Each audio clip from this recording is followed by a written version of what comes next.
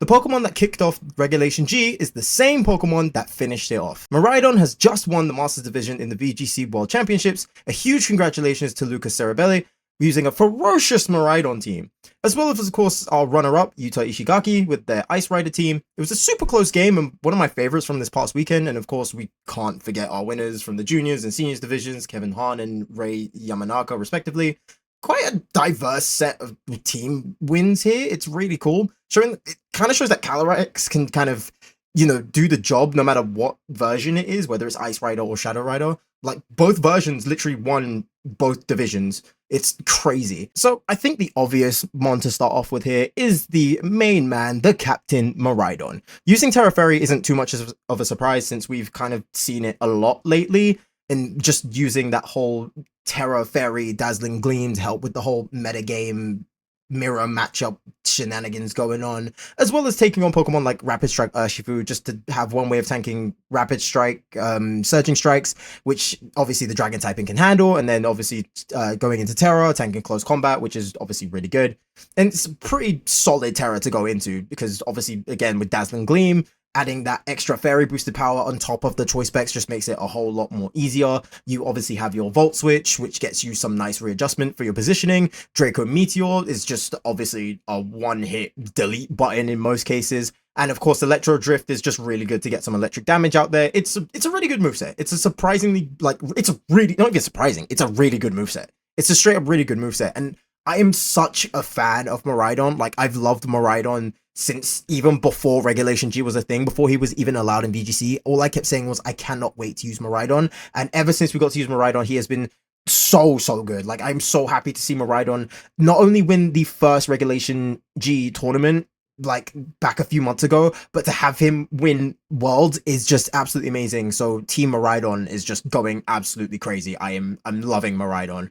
So with Miraidon leading the charge, it only made sense that you had a future Pokemon, a future Paradox Pokemon to help with you. And Iron Hands was of course, like, just such a good support with Miraidon. Like, you really cover the speed, both ends of speed. It's insane. So Iron Hands has actually been gone for a while in previous regulations. Like, we've not seen that much of Iron Hands, but we've been seeing him slowly creep back up in this regulation since, Miraidon gives him a super powered boost with Quirk Drive, and he's just been really useful to have. He goes, toe with Ice Rider Calyrex in Trick Room. He's getting surprisingly somehow better than what he was before. He's came back now with this winning team with his ever so loved Assault Vest, which obviously, supports him on the special defensive side, which is really good against, really powerful Pokemon, which we've always been using for Iron Hand, so not much has really changed in that aspect.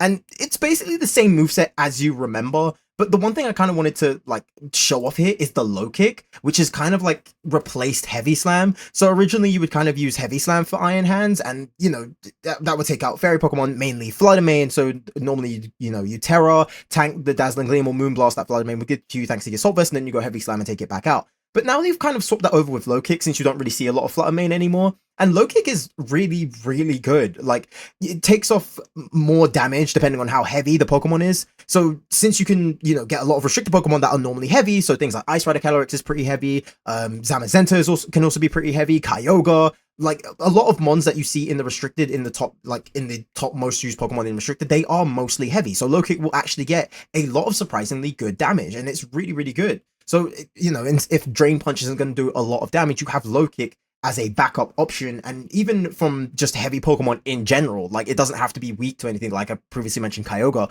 it can also be really, really good of chipping it down a peg, which is just absolutely huge. But yeah, one thing I really wanted to get off across on Iron Hands as well is the Terra Bug. This was so surprising to me, and I'm so happy that Terra Bug is a thing.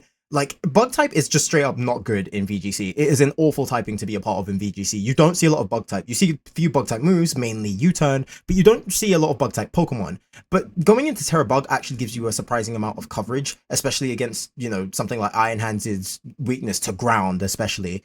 And you don't really, get a lot of Pokemon that want to fire into Iron Hands. Your flying types do neutral damage, which is normally, super effective against Bug. Same with what I said against ground typings. It's just resisted now straight up. Going into other fighting type Pokemon like Urshifu or maybe even other Iron Hands, you get to tank those, which is surprisingly well.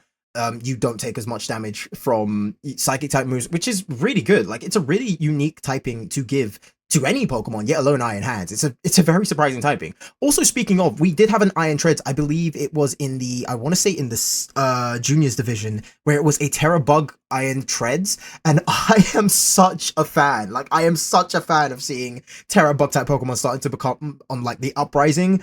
It is so much fun to see, and I'm just such a fan of seeing more people using Terra Bug. It's so funny. So going into the other Pokemon now, these two are kind of pretty much the same as you would remember them from when we first used them. Half-Flame Ogerpon pretty much hasn't changed. Half-Flame Mask always makes it Grass Fire type. Mold Breaker makes it amazing, so you can, you know, get through a few pretty decent Pokemon here. You got Mold Breaker does have its uses, I suppose. Same moveset as it's always been for Half-Flame Ogerpon. Ivy Cudgel, which is now Fire type thanks to its Half-Flame Mask. Wood Hammer for big Grass type damage, as well as Follow Me for redirection, and Spiky Shield. There's not really much to say about it. Going into Terra Fire means that you get an attack boost, which can help you in some situations. I believe it actually helped in that final Game 3, which was an amazing Game 3, by the way. It was such a huge Game 3. But yeah, I believe it's really cool. It's a really cool thing. I love Ogerpon. Ogerpon is like now I think my favorite grass type Pokemon of all time. Like I have absolutely been a fan of Ogerpon. Like they've just been growing on me so much, and I'm now officially like a mega fan of Ogerpon. I love Ogerpon. The other one that's pretty much hasn't changed is Urshifu, Rapid Strike Urshifu to be exact. It kind of uses Focus Sash now, like its Single Strike counterpart used to do.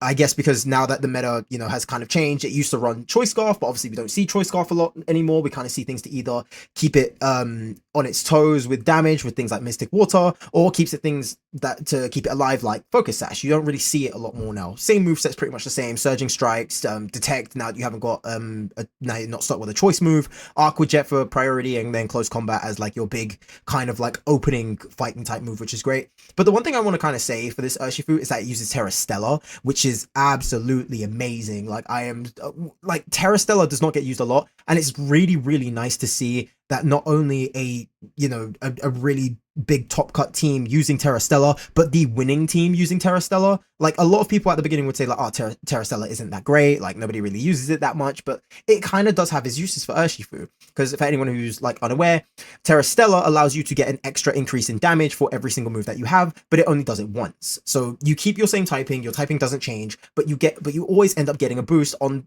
every single move that you pick, but it only happens once. So if you want like a big amount of damage, or you just want to like cap over that little bit of extra HP, you can go Terra Stella and then go into either Surging Strikes or Close Combat, or Aqua Jet if you're just like say in red health and they really need to get gone. You could just throw off an Aqua Jet, a Terra Stella Aqua Jet, and they can just be deleted. It's an amazing little tool to put in, because most of the time you're not really going to run Urshifu as your main shot here. You're normally going to use, you know, your Iron Hands or your Miraidon. That's kind of like where the basis is. So having Urshifu as kind of like your kind of like last Terra option sweeper, or like your Terra option beginner to open up the gates, is pretty unique and pretty useful to give. So I am a fan. I'm a fan of someone using Terra Stella. It is amazing. Can I also say I really like these Terra options. They are really good. Seeing Terra Bug on Iron Hands, Terra Stella on Urshifu, it's a fantastic setup. I really enjoy this. So next Pokemon that I want to kind of cover here is Whimsicott. Now this is again almost exactly how you would expect Whimsicott to be played. Covert Cloak, because obviously you have Urshifu running the Focus Sash, so Covert Cloak, you know, helps you against things like Fake Out. It doesn't get you to flinch. It removes all secondary effects of moves, so, you know, things like Sludge Bomb will get you poisoned, even though most likely it would get you, you know, killed anyway. But yeah, Fake Out doesn't avoid you from flinching. Things like Icy Wind doesn't drop your speed. It's a really unique it's a really unique item, sorry, to keep a hold of, and it's pretty useful in, you know, most situations. Prankster is always a good ability to have. It's always a fantastic ability to have.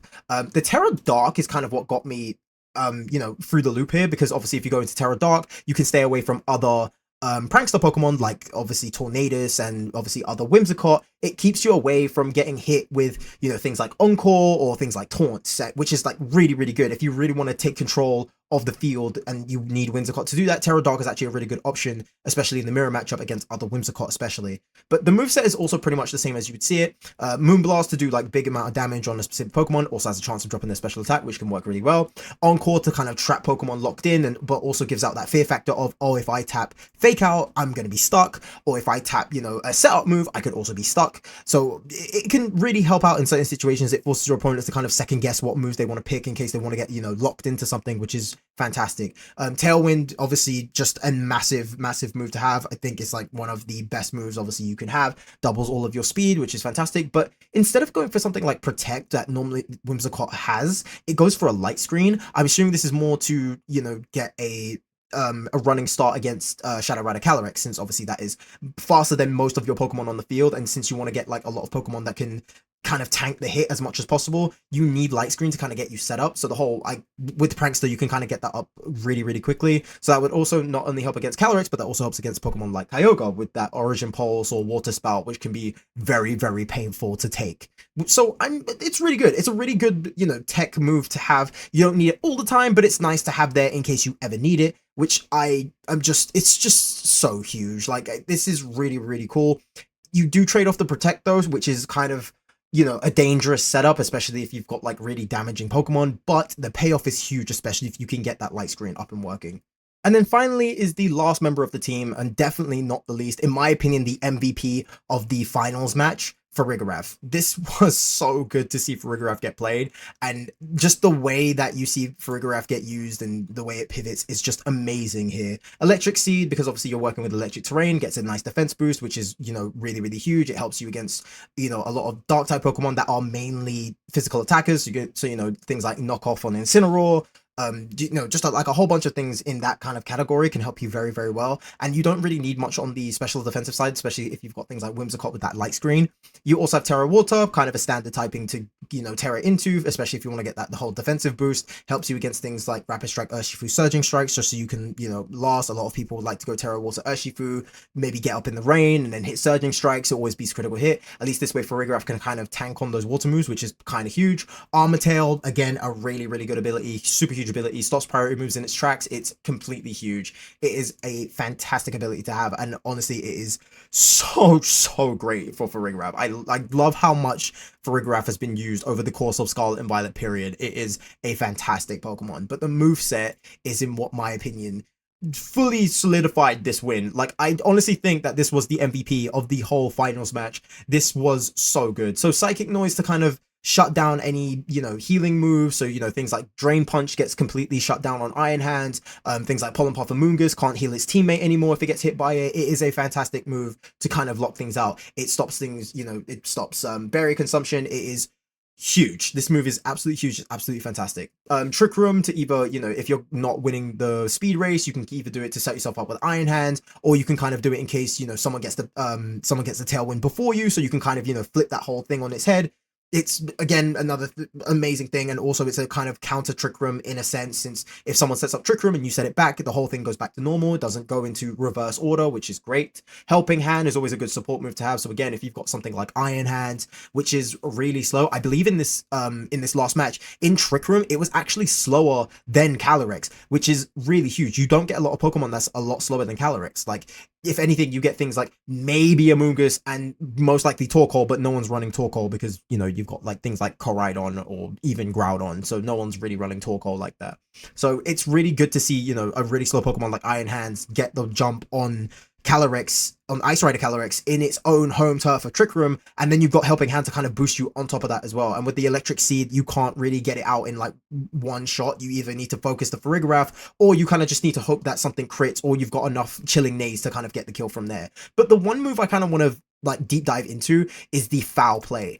This is so huge, and I am so shocked to see this. Like, when I saw this, it actually blew my mind on how useful this was on not just Ice Rider Calyrex, but Shadow Rider Calyrex as well. So Foul Play is a really good Dark type move that uses the target stat for its own damage calculation, which is really huge. So of course, for something like Shadow Rider Calyrex, a Dark type move is times 4 super effective. So normally it does a whole heaping pile of damage on Shadow Rider anyway, and since it's part normal type, it doesn't get hit with Astro Barrage. So either, again, you either need to single target it with Calyrex, or you need to just, rely on your teammate to snag the kill. So it's really hard to get Farigiraf off the field if you're playing a Shadow Rider team.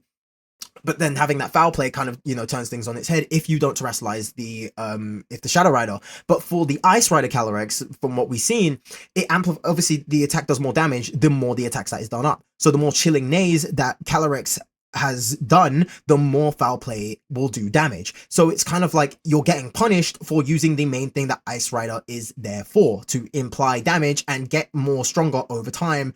And then you just have something that has foul play and just goes, nope, I'm just going to completely delete it. I'm going to make sure that you are so punished for this move. It is so fantastic, and I believe that this Pokemon just absolutely saved the day. I am so happy to see this team. I'm so happy for Team Miraidon. Like, all the Miraidon players, I'm so happy for them. We finally got a rejoice. We not only got, you know, a Miraidon team that started this whole Regulation G, but we got a team that not only finished Regulation G, but also won the World Championship, showing that Miraidon is literally a force to be reckoned with. And it really went from an underdog story about how, you know, most of the community said it wasn't really going to be that great. It wasn't going to be so good because we've got things like Rillaboom and Indeedee, so you're going to be battling for terrains, and, you know, are you going to put future Paradox Pokemon with it, and is it going to help, or is it going to, like, you know, be a kind of hindrance or anything? But just to see it kind of come full to fruition by, you know, obviously getting Miraidon, and then having a future Paradox Pokemon to help, and just all these other Pokemon that just do so much damage and just do so much support, it is genuinely a perfect story for Miraidon, and I am so happy to see this last. But what do you guys think about this team anyway? Do you guys like this team? Do you want me to cover any other teams? Are you going to be using this team now in the future? Well, at least until, you know, the end of this month, where we then get Regulation H, where, you know, the whole meta changes, everybody's gone. So we've got a few more weeks until Miraidon is officially gone for a while. We don't exactly know when he's coming back, but he is gone for a while. So are you going to be using him up until Regulation H? I personally am going to be using him all the way up until Regulation H while I'm planning my Regulation H team. But yeah, if you guys want me to cover other teams in this whole world's top cut, let me know in the comments, and I will see you in the next one. Okay, bye.